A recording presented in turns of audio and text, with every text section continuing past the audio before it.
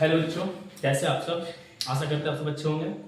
चलिए आज बात कर रहे हैं एनसीईआरटी मैथ चैप्टर 9 का। और आप सब अगर चैनल पर नए हैं तो कृपया इस चैनल को सब्सक्राइब कर लें। सबसे खास बात यह है कि इस चैनल के माध्यम से आपको एनसीईआरटी मैथ का सोल्यूशन दिया जाएगा क्लास 10th। अगर क्लास 10th के बच्चे का बच्चे हैं और एग्जाम का तैयारी कर रहे हैं तो कृपया उन लोगों के लिए एकदम आवश्यक सूचना है, इस चैनल पर बने रहें और चैनल को सब्सक्राइब अवश्य कर लें। तो चलिए आज यहाँ पे क्वेश्चन है, बता रहे हैं, देखिएगा ध्यान से। ये जो क्वेश्चन है बाबू एक्सरसाइज 9.1 है यानी चैप्टर 9 का है। अब देखिए यहाँ पे कह रहा है, क्वेश्चन कह रहा है कि आंधी आने से एक पे टूट जाता है। आंधी आने से एक पे टूट जाता है मतलब टूटा हुआ भाग इस तरह मुड़ जाता है कि पेड़ का शिखर जमीन को छूने लगता है। पेड़ का शिखर जो है जमीन को छूने लगता कहता है और उसके साथ 30 डिग्री का कोण बनाता है। कहता है पेड़ पाद बिंदु की दूरी जहां पेड़ का शिखर जमीन को छूता हुआ 8 मीटर है ना। पता पेड़ का ऊंचाई बाबू देखिएगा क्वेश्चन। अगर एक पेड़ है, ठीक है, पेड़ सीधा था और आंधी आया तो पेड़ कहीं बीच से टूट गया, ठीक है ना। कहाँ टूट गया? पेड़ कहीं बीच से टूट गया और टूटा हुआ भाग वहीं से ऐसे करके मुड़ गया, ठीक है। वहां से क्या हुआ? ऐसे करके बैंड कर गया। तो बैंड कर गया तो वो जो खंभे जो हाथ टूटा वो तो खंभा का सीधा रह गया है ना। और वहां से टूटा हुआ जो भाग था इस ढंग से ऐसे गिरा, ठीक है। तो ये ढंग से गिरा बाबू। तो वहां पर एक आकृति का निर्माण किया यानी कि एक समकोण जैसा आकृति का धारण किया, ठीक है। जैसा कि आप चित्र में यहाँ देख रहे हैं। देखिए मान लो कि ए बी ऊंचाई का एक पेड़, ठीक है, और आंधी आया तो पी स्थान पर तोड़ दिया। क्या हुआ? पी स्थान पर क्या हुआ? टूट गया, ठीक है। अब यहाँ पर पी स्थान पर टूटा हुआ भाग जो है, देखिए टूटा हुआ भाग यानी एक छोर यही रह गया और टूटा हुआ भाग सीधा ऐसे करके मुड़ गया यहाँ पर। तो देखिए एक यहाँ पर समकोण का निर्माण कर लिया, ठीक है। अब समकोण का निर्माण किया, आप लोग को पता होगा कि ई वो हो गया होगा, वो कर्ण हो गया होगा और ये क्या बन गया? आपका लंब बन गया है, ठीक है। और ये तो आधार होता है, लेते थे आपको अच्छा रहेगा, है ना। अब देखिएगा सारे बच्चे बोर्ड पे जितने सारे बच्चे देखिए बढ़िया से। अब बाबू यहां से क्या करना है, अब कुछ थोड़ा सा यहां पे देखिए। आपको यहां पे देख रहे हैं कि दिया है बाबू कुछ उसको लिख दो, इससे क्या होगा हमको आसान होगा, ठीक है। लिखने से दिया क्या है देख रहे हैं, एंगल पी सी बी बराबर 30 डिग्री दे दिया कोण का तथा और बीसी जो है आधार बीसी बराबर 8 मीटर। लिखने से आसान होगा, ठीक है, समझ में जाता है। अब उसके बाद हम क्या देख रहे हैं कि ये तो दे दिया है, ये भी दे दिया है। अब बाबू यहां से थोड़ा सा हम लिखते हैं कि माना कि P है ना AP बराबर x है ना मीटर तथा तो अगर AP x है तो यही टूट के नीचे आया है, कर्ण यही ना बना है टूटा है। तो AP अगर x है तो PC भी आपका एकदम ठीक से कि x हो जाएगा। PC क्या हो जाएगा आपका? x ही मीटर हो जाएगा। दोनों तो सेम ऊंचाई का है, यही टूटा तो यहाँ बना है ना, समझ में आ रहा होगा। अब यहां पर थोड़ा सा देखना है, एकदम आराम से देखिएगा बाबू। यहां पर देखिए आधार दे रहा है ना। क्या दे रहा है? आधार दे रहा है। तो टूटा हुआ जो भाग था देखते हैं कितना लंबाई का है, टूटा हुआ भाग जो टूटा हुआ कितना लंबा है, ठीक। तो आधार दे रहा है, ये कर्ण बना लिया है ना। तो आधार बटा कर्ण किसका फॉर्मूला होता है? कॉस का फॉर्मूला होता है। तो हम यहां लिख लेंगे चूंकि कॉस किसका थीटा बराबर आधार बटा क्या होगा बाबू? आधार बटा कर्ण, आधार बटा कर्ण। अब आधार आपका जो हो गया यानी कहा जाए तो BC हो गया और कर्ण क्या हो गया? कर्ण हो गया आपका PC। देख रहे हैं आप बढ़िया से। अब थोड़ा सा आगे हम बढ़ते हैं, आप देख से रहिए सारे बच्चे, थोड़ा सा बढ़ते हैं। यहाँ पर जो है कॉस थीटा नहीं, थीटा की जगह पर क्या रखना है? 30 डिग्री है ना। थीटा का जो ये कोण का जो मान है 30 है तो थीटा का स्थान पर क्या रखना है? 30 डिग्री अब बराबर BC बटा PC यानी PC बाबू हमने माने थे x। क्या माने थे?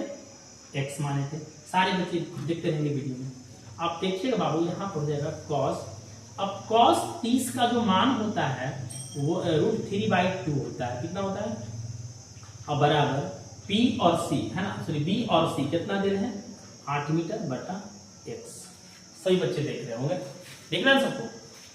यहाँ देख लीजिए cos 30 का जो मान होता है √3/2 होता है बाबू। BC जो हमारा आधार था 8 दिया यहाँ हमने लिखा और हमने P और C को यहाँ मान रखा था x, जो कि हमने यहाँ दे दिया अपनी आसानी के लिए, ठीक है। देखिएगा थोड़ा सा नाम बाबू, देखिएगा जगह तो यहाँ पे थोड़ा सा कम पड़ जाएगा लेकिन देखिएगा। अब देखिए यहाँ पर अब यहां से क्या करना है, क्रॉस मल्टीप्लाई, इसको इसके साथ कर देंगे बाबू, इसको इसके साथ क्रॉस मल्टीप्लाई, ठीक है। तो क्रॉस मल्टीप्लाई अगर हम करते हैं, यहाँ पे क्रॉस मल्टीप्लाई करते हैं तो हमको यहाँ क्या मिलने वाला है देखिएगा, देखो अब यहाँ से क्रॉस मल्टीप्लाई कर लेंगे तो ये आपका हो जाएगा बाबू इंप्लाइड, ये हो जाएगा आपका क्या हो जाएगा √3x बराबर, और इसको इसमें करेंगे तो 8 गुना का कितना हो जाएगा 16, ये गुना करेंगे नहीं होगा 8 × 16 हो जाएगा। अब देखिए यहाँ पर बाबू हमको केवल x का मान निकालना है, तो बाबू 16 हो जाएगा, और ये √3 इधर कुछ नहीं गुना में, पक्षांतर करने पर चिन्ह बन देगा तो गुना हो जाएगा भागा, तो बटा क्या हो जाएगा आपका ये √3 है ना। आने की इंप्लाई दैट आपका p और c जो आया बाबू, वो pc का जो मान आया 16 बटा √3 आया, ये pc का मान है, किसका मान आया है pc यानी कि कर, pc मतलब कर। अब इसी प्रकार से जो है देखिए वीडियो में, ठीक है आप देखते रहिएगा बढ़िया से। अब इसको थोड़ा सा हम यहाँ से ले रहे हैं, आप सब देखिएगा ठीक से बाबू, अब हम इसको यहाँ ले लिए हैं। अब इसी प्रकार हम चलते हैं पुनः है ना, इसमें टाइम, इसमें लेंगे टाइम 30 डिग्री बराबर, तो टाइम जो होता है, टाइम 30 डिग्री का जो मान होता है बाबू, टाइम 30 डिग्री बराबर होता है, देखिएगा बढ़िया से आप लोग, टाइम 30 डिग्री का जो मान होता है बाबू यहाँ पर, तो टाइम बराबर क्या होता है, पहले लंब बटा आधार होता है, क्या होता है लंब बटा आधार होता है। तो यहाँ देख रहे हैं कि टाइम का अगर चलते हैं हम इसमें है ना त्रिभुज में, तो टाइम का जो होता है तो लंब बटा क्या होता है आधार, तो लंब यहाँ क्या हो जाएगा, इसका लंब देखिए यहाँ पर क्या हो जाएगा b ऑफ यानी है ना pb हो जाएगा, तो bp लिखो, bp अच्छा लगता है ना, bp बटा क्या होगा bc हो जाएगा, देख लीजिए ठीक है। अब आप सब बताओ कि टाइम 30 का मान कितना होता है, तो टाइम 30 का जो मान होता है 1/√3 होता है ना। अगर ये सब चीज नहीं याद है आप सबको तो कृपया अवश्य याद कर ले, यानी ये सबको बहुत जरूरी, बहुत आवश्यकता पड़ता है 9.1 चैप्टर में खास करके, ठीक है। अब यहाँ पर आप सबको देख रहे हैं हो जाएगा आपका यहाँ पे टाइम 30 डिग्री है ना, जाने दो। अब v और p बाबू तो निकालना है, तो दे ही नहीं रहा है कुछ है ना, अब बटा bc कितना है 8 दे। अब हमको सबको पता है कि टाइम 30 का जो मान होता है वो 1/√3 होता है, क्या होता है 1/√3 होता है, बराबर हो जाएगा bp बटा 8। अब हम थोड़ा छोटा छोटा लिखेंगे है ना, इसको क्रॉस मल्टीप्लाई करेंगे बाबू तो हो जाएगा आपका bp √3 bp हो जाएगा, और इसको इसमें करेंगे तो 8 हो जाएगा, थोड़ा सा हो जाएगा बाबू bp बराबर, यानी इस पर गुना हो जाएगा तो भागा, माने कि 8 क्या हो जाएगा 3 यानी ये कितना निकल के आपका आ गया 8√3, ये कितना निकला 8/√3 है ना, ये कितना निकल के आ गया आपका, यहाँ देखिए कहाँ गया है, कहाँ गया देखिए, यानी कि 16√3 है ना, 16/√3 बाबू। तो अगर जो मान ये है वही मान ये भी होगा है ना, 16/√3 है ना, कैसे यही टूटा था तो ये ऐसा मान निकाले तो होते ही आ गया है ना। अब देखिएगा यहाँ पर, अब क्या देखना है, ये हमारा आ गया बीपी का मान आ गया, जो पेड़ जहां तक नहीं टूटा वो उसका भाग है, और ये आ गया हमारा टूटा हुआ भाग का आ गया। तो अब देखना है कि पेड़ जो है, पेड़ का जो है वास्तविक लंबाई कितना था, कि पेड़ पहले कितना लंबा था, ऊंचा था।